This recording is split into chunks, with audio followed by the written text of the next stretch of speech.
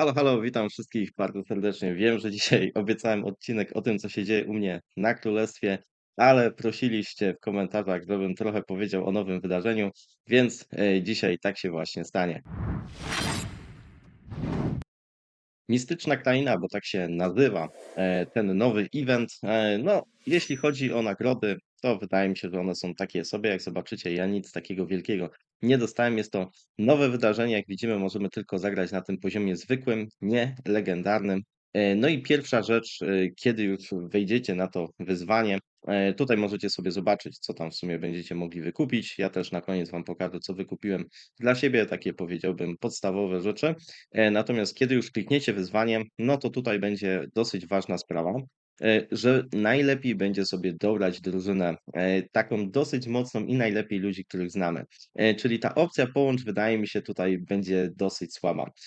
Pomyślcie sobie na początek, że zrobienie całego tego wydarzenia zajmie Wam około 30 minut, więc to jest dosyć długo. Trzeba sobie ten czas zarezerwować, bo raczej nie można tutaj, wiecie, tak trochę takim AFK pojechać i nic nie robić, i żeby nasi tam sojusznicy sobie poradzili. No powiedzmy, że momentami, ale raczej będziemy musieli tutaj być aktywni. Jeżeli połączymy się z jakimiś, wiecie, randomowymi graczami, to będziemy się irytować i prawdopodobnie stracimy więcej czasu. Więc ja wiem, że dobieranie tej drużyny może nam zająć czas i też może być irytujące, ale szczerze wydaje mi się, że później zwróci, no bo już podczas robienia tego wydarzenia powinniśmy sobie dobrze dawać radę. No i jak we wszystkich tego rodzaju wydarzeniach, im lepszą mamy drużynę, tym łatwiej będzie nam przejść to wydarzenie, tak, bez względu na to, co robimy. Ja zagrałem pierwszy raz, wiecie, tak, na pałę, żeby zobaczyć po prostu, cóż to jest za wydarzenie i udało mi się akurat wygrać.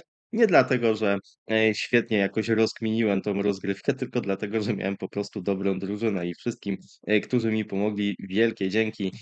Także będzie to widać na nagraniu, kto tam do mnie dołączył i wydaje mi się, że to głównie oni tam wiedzieli. Ja często gdzieś pytałem, a co tu trzeba, a co tam, bo to był tak naprawdę no, mój pierwszy raz, kiedy w ogóle próbowałem. No dobra, e, wracając już do samej rozgrywki, więc naprawdę dobrze jest mieć graczy, którzy są dosyć silni, bo wtedy nam będzie po prostu łatwiej. Nie muszą to być jacyś nie wiadomo jacyś silni gracze, wystarczy, że będą mieli jeden naprawdę dobry marsz i wydaje mi się, że to już będzie spoko.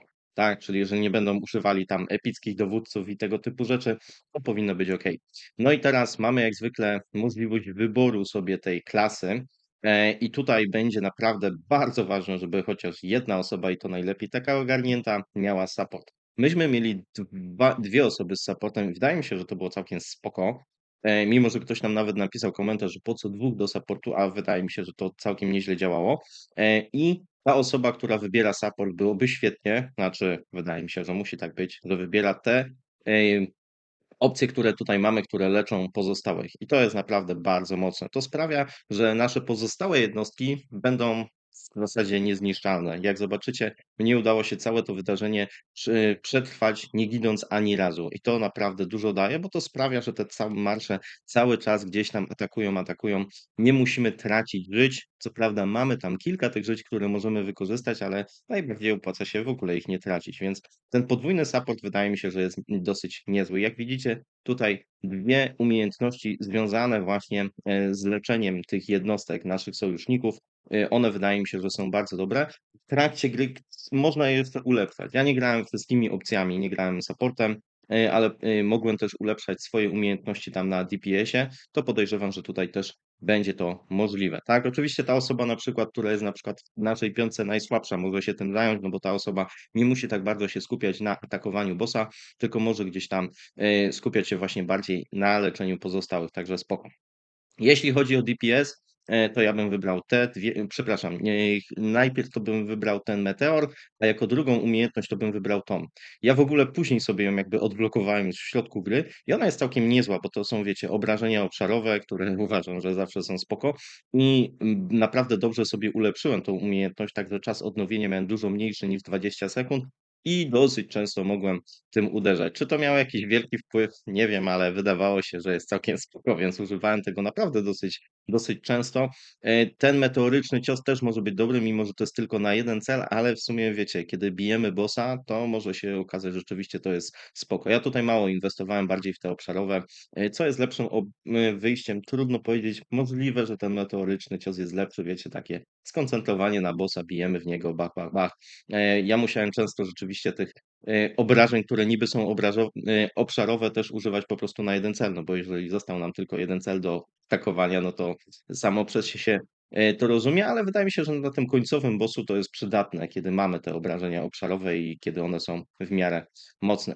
Warto też będzie, żeby była jedna osoba z tankiem, no i tutaj zależy. Zaczepka będzie dobrze, jeżeli nie jesteśmy tak jakby bardzo ogarnięci w teamie. Ta druga umiejętność moim zdaniem jest dużo lepsza, jeżeli jesteśmy w stanie się na tyle umówić z naszym zespołem, że okej, tank atakuje jako pierwszy, co ja na początku tego sam nie rozumiałem i wiecie, od razu wyrywałem do przodu, ale później już w miarę jak to wydarzenie trwało, pozwalałem, żeby ten tank rzeczywiście wychodził pierwszy na bossa. No i wtedy te statystyki, które tu mamy, są naprawdę spoko. Z tej drugiej wybrałbym ten nieustraszony atak, aczkolwiek tutaj nie do końca jestem pewny. Ja w ogóle tymi, wiecie, tankami rzadko gram. Także jestem w stanie sobie wyobrazić, że czasem ta zaczepka jest też przydatna, wiecie, żeby ten boss rzeczywiście nie atakował innych, tylko tego, który gra właśnie tym tankiem. No i cóż, jeśli o to chodzi, jeśli chodzi o klasy, to jest praktycznie tyle. Wydaje mi się, że naprawdę dobrą opcją jest dwie osoby z tym DPS, czyli robiące największy damage, ci, którzy grają na przykład, nie wiem, łucznikami albo mają taki marsz, który zadaje duże obrażenia. Później jeden tank, czyli osoba, która będzie miała taki marsz bardziej odporny, bym powiedział, no najlepiej, jeśli by to była piechota. I przepraszam, dwie osoby z supportem, które mogą mieć w zasadzie cokolwiek, tylko ważne, żeby te leczenie dosyć często używają, tak jak mówiłem, to może być osoba najsłabsza.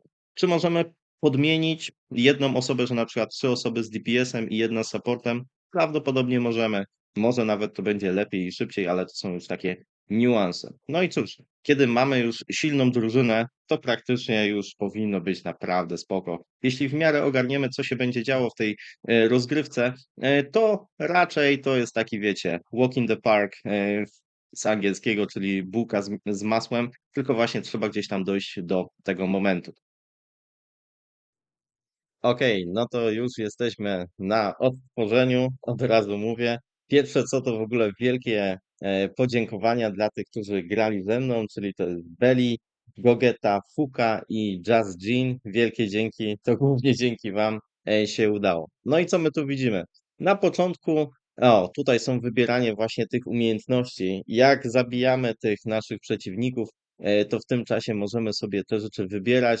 Czasem to przeszkadza. Nie mamy zbyt dużo czasu, żeby się rzeczywiście zastanowić, co wybieramy. Tak jak widzicie, teraz ten filmik jest trochę pocięty, więc pokazuję Wam właśnie, jak te rzeczy są wybierane, ale ogólnie jest tutaj dosyć dużo chodzenia i zabijania tych bossów.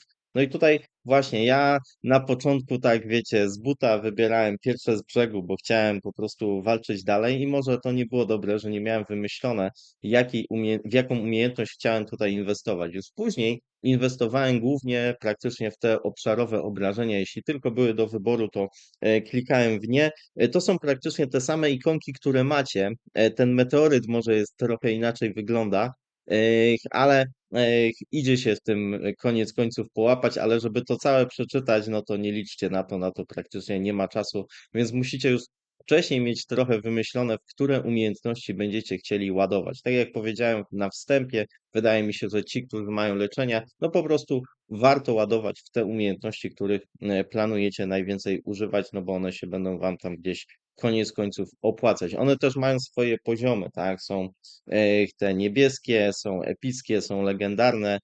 Jak się dowiedziałem później, miałem tylko jedną taką legendarną, ale można. No i cóż, później przechodzimy do sklepu i teraz w ogóle zobaczycie, to będzie hit, bo ja oczywiście zamiast kupować, to mówię, a dobra, zapytam się na czacie, myślałem, że będę miał tutaj czas w ogóle wybrania tych rzeczy, a okazuje się, że tego czasu nie ma. Jeszcze mi wzięło, wiecie, na jakieś po prostu suche żarty, zamiast na kupowanie w sklepie, ale myślałem, że zapytam, co mam kupić. No i zanim zapytałem, zanim ktoś mi odpowiedział, to się okazało, że sklep się zamknął i jedziemy dalej. Więc to w ogóle była tragedia pod tym względem. Natomiast jeżeli nie chcecie robić tych samych błędów co ja, to najbardziej opłaca się kupować te pierwsze na górze, w sensie pierwsza rzecz, która jest, bo tam możecie dostać te dodatkowe umiejętności, które Wam wcześniej pokazywałem, a one wydaje mi się, że się całkiem przydają. Oprócz tego możemy sobie kupić życie. Mnie tutaj życie było w ogóle zbędne, no bo na jednym życiu przejechałem całą rozgrywkę. Pozostałe rzeczy, które macie, to są dodatki do statystyk. To znaczy, wiecie, nie miałem nawet czasu przeczytać, co tam było. Tu widzicie w ogóle, jak już bijemy pierwszego bossa, że on nie jest problemem, kiedy mamy dobrą drużynę, no to widzimy, że jest ok. Wystarczy używać tych naszych umiejętności, kiedy one się pojawiają, to po prostu używamy i widzicie, że tutaj jest naprawdę spoko, leczymy się, uderzamy i tak dalej. Można sobie te swoje właśnie blessings, błogosławieństwa też zobaczyć. Na końcu paczka, otwieramy. I tutaj, co ciekawe, dostajemy wszystkie te umiejętności. Ja chciałem wybrać oczywiście topowy noob, ale to są 3 na koniec, które dostaniemy tak jakby za darmo. No i teraz zaraz Wam pokażę drugi raz, kiedy już nie byłem już taki głupi z tym sklepem. No i właśnie tutaj będzie trochę lepiej widać. E, Czyli na górze umiejętności to jest ta książka, ta fiolka to są dodatkowe życia i pozostałe to są, rozumiem, wiem, że to są jakieś tam statystyki, na pewno ten łuk i strzały to jest atak. Czy pozostałe to są obrona i życie? Nie wiem, bo naprawdę nie zdążyłem zobaczyć, ale widzicie, że tutaj już kupowałem te książki, no i to się oczywiście opłaciło, bo widzieliście, że właśnie przepraszam, nie epicką, tylko legendarną umiejętność zdobyłem dzięki temu.